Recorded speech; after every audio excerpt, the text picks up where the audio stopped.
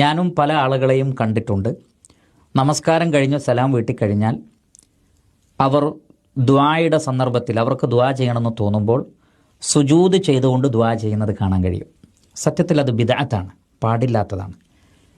നബി സല്ലല്ലാഹു അലൈഹി വസല്ലമയിൽ നിന്ന് സ്ഥിരപ്പെട്ട സുജൂദുകൾ എന്ന് പറഞ്ഞാൽ ഒന്ന് നമസ്കാരത്തിലെ സുജൂദുകളാണ്, മറ്റൊന്ന് മറവിയുടെ സുജൂദ്. നമസ്കാരത്തിൽ വല്ല മറവിയും സംഭവിച്ചിട്ടാണ് സുജൂദ് ചെയ്യുന്നതെങ്കിൽ അതും ഓക്കെയാണ്. പിന്നെയുള്ളത് തിലാവത്തിൻ്റെ സുജൂദാണ്. ഖുർആൻ ഓതുമ്പോൾ തിലാവത്തിൻ്റെ സുജൂദ് വന്നാൽ അതിൻ്റെ സുജൂദുണ്ട്. പിന്നെ ശുക്റിൻ്റെ സുജൂദുണ്ട്.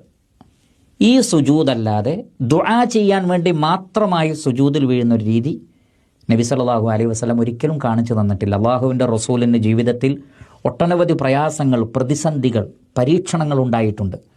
അവിടങ്ങളിലൊന്നും തന്നെ ദുആ ചെയ്യാൻ വേണ്ടി കൈകൾ ഉയർത്തി എന്നല്ലാതെ, ആകാശത്തേക്ക് കൈകൾ ഉയർത്തും, ആ ഉയർത്തുന്നതിൻ്റെ രീതികളൊക്കെ വ്യത്യാസമുണ്ട്. നമ്മുടെ ചാനലിൽ ആ വിഷയം നമ്മൾ സവിസ്തരം പ്രതിപാദിച്ചിട്ടുണ്ട്.